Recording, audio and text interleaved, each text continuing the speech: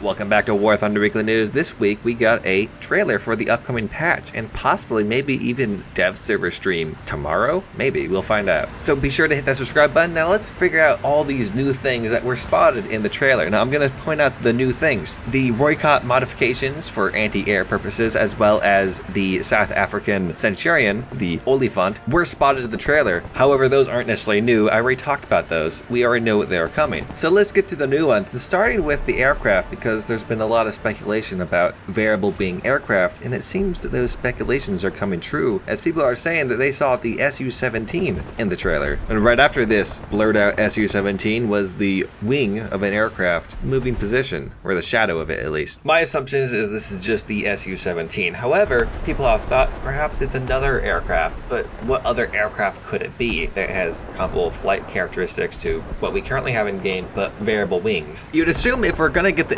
Su-17 would have some sort of allied alternative, but I'm not exactly sure what it is. There's not a whole lot of variable wing aircraft out there actually, especially not early ones. It seems the first one that United States really put out for combat was the F-14, which, well, is a little bit better than the Su-17. Perhaps what they'll use as an alternative for allied is maybe rework the A7 a bit, as it could apparently, at least some variants, tilt its wing up for improved low speed performance. We do know at least that the A7 is going to get a few improvements to its cockpit. For example, the HUD is going to start working, as well as the RWR and the IRST, or Infrared Search and Track System. Now, one thing many people have noticed is at the bottom of the IRST, there are two buttons or indicators or something. One says TV and the other says Strike. People have taken that and decided that that means the A7 is going to get both of those missiles, TV-guided missiles and strikes. However, currently in game, those buttons are already on the IRST system. The only real new thing here is the TV button is lit up. I'm not anticipating any new types of missiles in this patch. It's cool that we got some of the functions of the Corsair 2 to work, but I'm not going to anticipate things like AGM-45s. Funny as it may be, right in this cockpit, when you are getting to see it, there's another aircraft spotted right in front of it, and it's not that hard to identify. It also appears other parts of the trailer. It is the F-5. This plane I would consider a pretty iconic US fighter.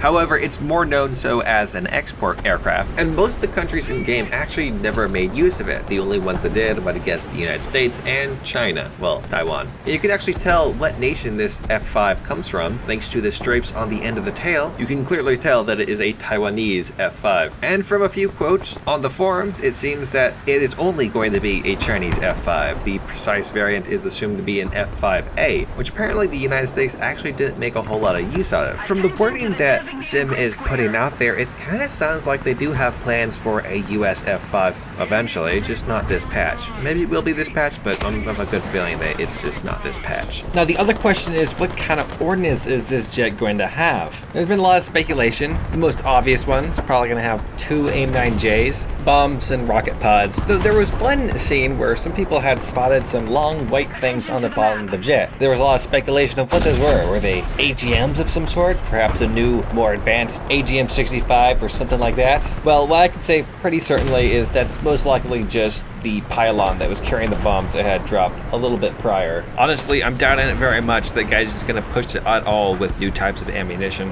which in my opinion actually is kind of a good thing. Definitely right now, more power creep is not exactly what the game needs. I have a feeling it's going to come sometime this year, but putting it off just a bit, even one patch, could do the game a whole lot of good. Next on this list of new things we spotted was the Rattle IFV, a South African IFV, of course. We actually saw it in two different configurations. One, the ZT3 version, which has some sort of ATGM launcher as well as a machine gun, and one with a, what I assume is French 90mm gun, probably the same one that's on the AML-90. Now, it's also possible we could see more variants of this in the future, as there was quite a bit of them. There was another one with a 20mm cannon on it. I'm not sure what kind of 20 it was, but it's a pretty modern vehicle, so maybe a pretty modern 20, and an anti-air version with a 23mm cannon, though that was a foreign design in Jordan apparently. But still the possibility maybe we'll see this somewhere, and however Gadget decides to put together this South African tech tree, or whatever they're going to do with all these South African tanks. At this point, it'd be weird to just put them in the British tree, because you would start to have a section of the British tree that's like mostly South African. Maybe not mostly, but largely South African. After that was another vehicle that isn't in any tech tree. It is the SK-105, 105, which essentially is an Austrian AMX-13. Although there are differences, this one uses a CN-105G1 cannon, which is a 105mm cannon that was apparently used on that one Israeli M51 Sherman with a 105. Only other thought I have about it is, I wonder what tech tree it's going to go into. You might assume German, because Austria is near Germany. You might assume France, because technically it's a French vehicle, uses a French gun. Yeah, I might also assume Sweden, because the last Austrian vehicle, the Saab 105, went into the Swedish tech tree. Following after that, the final tank was a Japanese one. People had misidentified this as the G-Row. This is not the G-Row. People get these two tanks mixed up a lot. I'm not exactly sure what to call this one, but I'm going to call it the Type 95 tank destroyer, because it is a tank destroyer made out of a Type 95 heavy tank. It was armed with a 120mm Schneider Canet M1897 long gun, which I don't know any of the details about, but generally these two tanks get mixed up a whole lot. But the G-Bro was actually also made out of the Type 95 heavy tank. However, the gun casing was more to the back of the tank, while on the Type 95 tank destroyer, it was all on the front of the tank. Because they're so mixed up, I wonder if Gaijin might accidentally name this tank the wrong vehicle and call it a G-Bro, or a G-Bro Shah, as some people like to call it. Regardless of any of that though, it's a very interesting tank. Kind of nice to see it in the Japanese tree, finally. Plenty of other weird prototypes that were indeed built and have photos that I'd like to see too though. The final new thing spotted in this trailer was a new map, it seems to be.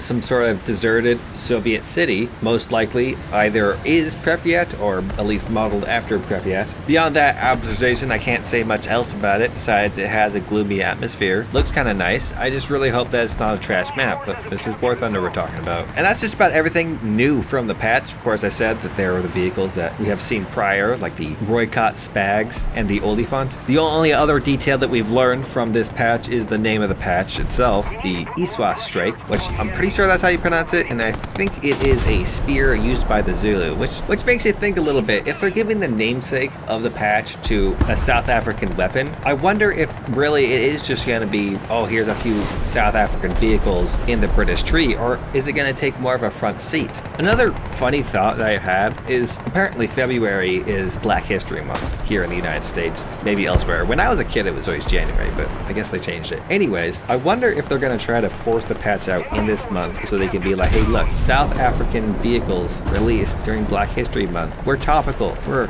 culturally appropriate. Give us money. Just a silly thought that I had. I wouldn't take it too seriously. Let's get on, because I'm waiting on DSpalyer to finish with the battle pass, which we're going to talk about. First, let's go over a few of these vehicles that have gotten devlogs, because there's a few vehicles that got devlogs. I didn't cover them because I don't like covering single-layer devlogs. The video would be too short, but I think they're interesting enough to add to this video. I'm not going to cover all of them because I don't care about a Dutch plane, even if it has a funny name. The first devlog I actually sort of cared about was for the PTL-02, a Chinese wheeled self-propelled gun. Stabilized, stated to have a night vision, though it does not state if it has any thermals on it. I'm going to assume no. It is armed with a 100mm cannon and it can fire APFSDS. There is a line in the devlog that states that it will act as an alternative to the Chinese BMP-1, so perhaps it's going to be sit around there in the tech tree, though I'm assuming afterwards, because APFSDS, even 100mm, can be pretty deadly. And also, they don't state anything about how much this APFSDS could penetrate. Besides that, it's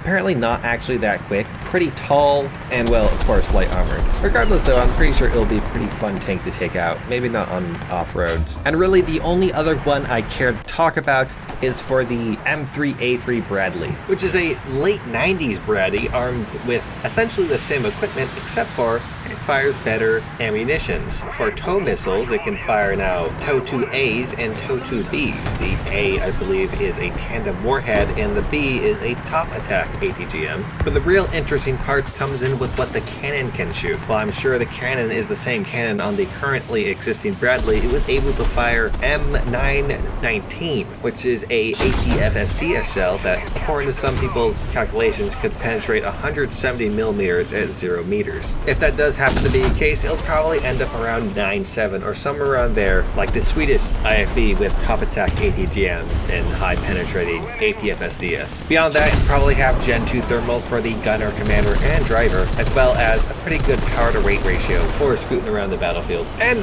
for a final note about the other recent devlog for a German battleship, I don't know why Germans get more battleships, but the funny part is that Italy apparently is still not getting a battleship because reasons. I'm sure that Germany really needs 4 6.0 battleships. Now here is DSpalyer with the Battle Pass information. Hey guys, DSpalyer here, and I'm going to introduce you Season 2 of the Battle Pass. It's going to run from the 24th of February to May 12th, which is better than last season since it didn't tell us at all when it was going to end. There are going to be some new rewards, including a new custom loading screen, which is rather interesting. We get the T-55 E1 experimental 8-wheeled American heavy tank armed with the 76mm M7 from the M6A1 and M10 tank destroyer. Only one prototype was made, and thanks to the United States Army's preference being changed by the time they were tested in 1942 to early 1943, tracked anti-tank vehicles were favored instead. Thanks to its good mobility, but casement style design, it'll probably fit between the 4.0 to 5.0 BR range. Its mobility, thanks to its wheeled chassis, should be able to increase its off-road and on-road capabilities, allow it to move to spots very quickly from the beginning of the match. So it would be a better M10 thanks to its better mobility, but due to its thin armor and casemate style design, it should be interesting to use. Thanks to those characteristics, it should be used in a similar way to the VT1 without its dual cannons and autoloader. Moving on to the German destroyer Z25, it is a Type 1936A destroyer, very similar to the Z32 we have in the tech tree right now, but the Z32 featured internal modifications for better reliability, while the Z25 is an early modification of the Type 1936A destroyer. This destroyer actually survived the end of the war and actually served with the French Navy until 1958, where it was deemed too expensive to repair and decommissioned. Thanks to it being an earlier model of the Type 1936 destroyer, it will have a smaller armament, which will probably cause it to have a lower BR around the 4.3 BR range.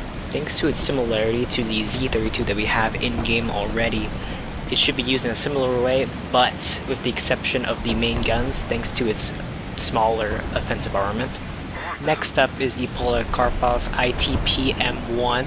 This is the first prototype thanks to its M1 designation and features the 1300 horsepower M107P engine and features one SH-37 37mm cannon along with 2 Shavak cannons.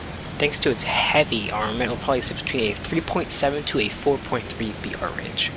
The ITP should perform similarly to a Yak-9T, but with 20mm cannons instead of the 12.7s, so it should be a dangerous aircraft to fight against. Next up is the star of the show, the Australian Centurion Mark 5-1 with the 20-pounder 84mm cannon featured on the Centurion Mark 3, but this time we have more armor on the hull, along with an infrared searchlight mounted on the turret and the commander's night vision sight. It is implied that this is the Centurion that went through the Operation Totem nuclear test. However, that tank was actually a Mark III variant, which was later upgraded to a Mark V, and is now displayed at the Robertson Barracks in the Northern Territory of Australia, having a similar appearance to the one that we will have in-game. Due to the gun being a 20-pounder gun and not a 105 L7, along with the heavier hull armor and infrared searchlight, it will probably be between the 7.3 to 7.7 BR range. I think it will probably perform similar to the Centurion Mark III, but thanks to its heavy armor, it should be able to take more hits.